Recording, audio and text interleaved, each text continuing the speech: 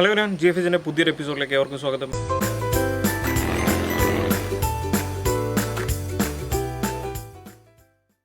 ഇന്നത്തെ നമ്മുടെ വീഡിയോ എന്ന് പറയുന്ന ഒരു ഗാർഡൻ വീഡിയോ ആണ്. അപ്പോൾ നമുക്ക് നേരെ വീഡിയോയിലേക്ക് പോയാലോ.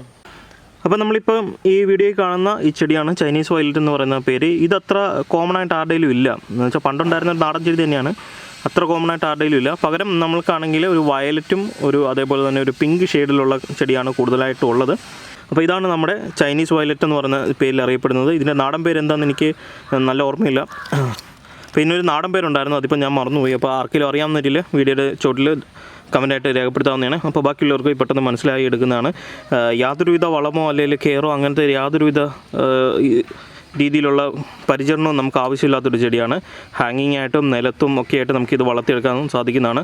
ഇതാണ് അപ്പോൾ അവയുടെ പൂവെന്ന് പറയുന്നത്. ഇത് ഏറ്റവും നോർമലാണ്, നമ്മുടെ ഒരു നാടൻ ചെടി ഇനം തന്നെയാണ്. വർഷങ്ങൾ കൊണ്ട് നമ്മുടെ കയ്യിലുള്ളൊരു പ്ലാന്റാണ്.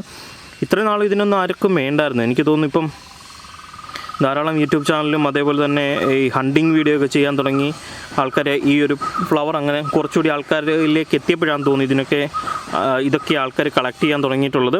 അപ്പം ഇത് ആ ഇനത്തിൽപ്പെട്ട അല്ലെങ്കിൽ ഒരു നാടൻ ചെടി ഇനത്തിൽപ്പെട്ടവയാണ്. ഇതുപോലെ കൊലകളായിട്ടാണ് പൂക്കളുണ്ടാകുക. ഇവയുടെ മുട്ടെന്ന് പറയുന്നത് ഈ താഴെ കാണുന്നവയാണ്. ഇവയുടെ ഇലയുടെ ഷേപ്പ് എന്നൊക്കെ പറയുന്നത് ഇതിൻ്റെ ഈ ഒരു ഷേപ്പും കാര്യങ്ങളാണ്. വലിയ രീതിയിലുള്ള രോഗകീടബാധയോ അങ്ങനത്തെ യാതൊരു പ്രശ്നവും ഈ ചെടിയിൽ അങ്ങനെ കാണിക്കാറില്ല. നമ്മളാണെന്നൊരിൽ തണ്ട് മുറിച്ച് വെച്ചിട്ടല്ല ഇവയുടെ തൈകളുണ്ടാകുന്നത്. ഈ തണ്ടുകളൊക്കെയും തന്നെ മണ്ണി മുട്ടിക്കിടക്കുന്നവയൊക്കെയും തന്നെ ചെനപ്പ് പൊട്ടി വേരിറങ്ങും. അപ്പോൾ ആ വേരിറങ്ങിയ ഭാഗത്തോടു കൂടി ആ തണ്ട് കട്ട് ചെയ്തെടുത്തും വെച്ച് നമ്മൾ നടുകയാണ് സാധാരണ ചെയ്യാറുള്ളത്. നമുക്ക് ഏത് രീതി വേണമെങ്കിലും നടാം, ഹാങ്ങിങ് ആയിട്ടും നിലത്തും നടാവുന്നതാണ്. ഇപ്പം നമ്മൾ അടിവളമായിട്ട് എന്ത് കൊടുത്തിട്ടാണോ നടുന്നത് അതിനനുസരിച്ചിട്ടായിരിക്കും ചെടിയുടെ ഗ്രോത്ത് കാണിക്കുന്നത്. നല്ല രീതിയിലുള്ളൊരു ജൈവവളം കൊടുത്ത് നമ്മൾ ചെടി നടുകയാണെങ്കിൽ നല്ല സ്ട്രോങ് ആയിട്ട് ചെടി വളർന്നിട്ട് കൊല പോലെ പൂക്കളുണ്ടാകും. ഇതിന് പ്രത്യേക ഒരു സീസണൊന്നുമില്ല. അങ്ങനെ പറയുന്നുണ്ടെന്നൊരിലും ചിലർ പറയുന്നുണ്ടെന്നൊരിലും, പക്ഷേ നമ്മുടെ കയ്യിലിരിക്കുന്ന ഈ ഒരു ചെടിക്ക് അങ്ങനെ സീസണൊന്നുമില്ല. നമുക്ക് എല്ലാ സമയത്തും ഞാൻ ഫ്ലവർ കണ്ടിട്ടുണ്ട്. ഇടയ്ക്ക് ഞാൻ അന്നൊരു ഇവയെല്ലാം തന്നെ സൈഡിൽ നിന്ന് ട്രിം ചെയ്ത് കളയും. ആ സമയത്ത് ഫ്ലവർ കുറയും.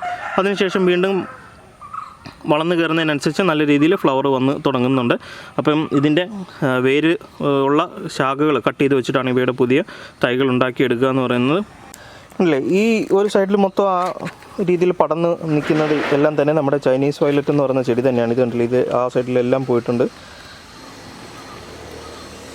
ഇതുണ്ടല്ലേ, ഇതിലെല്ലാം തന്നെ പോയിട്ടുണ്ട്, കണ്ടോ.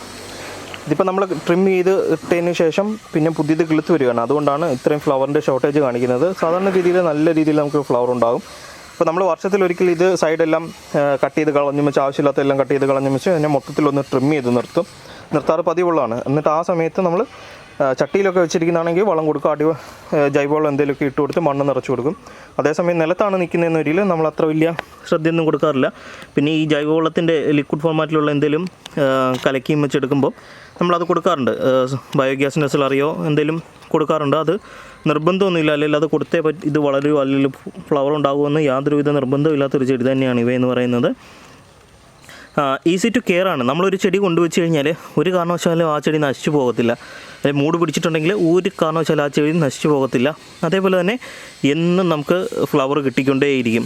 ഇതിപ്പോൾ നല്ല രീതിയിൽ ഹാങ് ചെയ്യാൻ പറ്റുന്നുണ്ട് നമുക്ക്.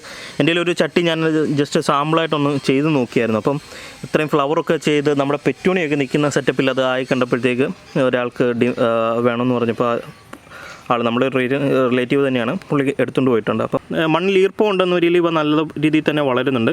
അപ്പോൾ നമ്മൾ നിലത്താണ് വയ്ക്കുന്നത് അല്ലെങ്കിൽ ഹാങ്ങിങ് ആയിട്ടാണ് വയ്ക്കുന്നതെന്ന രീതിയിൽ വെള്ളം കൊടുക്കുകയാണെങ്കിൽ ചെടി നല്ല രീതിയിൽ വളരും. പിന്നെ നമ്മൾ ചട്ടിയിലും നിലത്ത് വയ്ക്കുന്ന ചെടികളും ചട്ടി വളയ്ക്കുന്ന ചെടികളും തമ്മിലുള്ള അതിൻ്റെ പരിപാലനമൊക്കെ നിങ്ങൾക്ക് അറിയാവുന്നതാണ്. അപ്പം വളം കൊടുത്താലേ അത്തരം ചെടികൾ നല്ല രീതിയിൽ ചട്ടിയിലൊക്കെ വെക്കുന്ന സമയത്ത് വളർന്ന് കിട്ടത്തുള്ളൂ. അപ്പോൾ അതെല്ലാം നിങ്ങൾ ശ്രദ്ധിക്കുക. എന്താണെന്ന് വെച്ചാൽ നമുക്ക് എളുപ്പത്തിൽ വളർത്തിയെടുക്കാൻ പറ്റുന്നൊരു ചെടിയാണ്. യാതൊരുവിധ പ്രശ്നവും ഉണ്ടാകുന്നില്ല. അതായത് പൂക്കൾ ഉണ്ടാകാൻ വേണ്ടി നമ്മൾ എന്തെങ്കിലും സ്പെഷ്യൽ കെയർ കൊടുക്കണമെന്ന് യാതൊരുവിധ നിർബന്ധവും ഇല്ലാത്തൊരു ചെടി തന്നെയാണ് ഇവ എന്ന് പറയുന്നത്. ബുഷിയായിട്ട് നിൽക്കുന്ന സമയത്ത് ഇത് നിറച്ച് പൂവായി കഴിഞ്ഞ് കഴിഞ്ഞാൽ വളരെയേറെ അട്രാക്റ്റീവായിട്ടുള്ളൊരു ചെടി തന്നെയാണ് ഇവ എന്ന് പറയുന്നത്.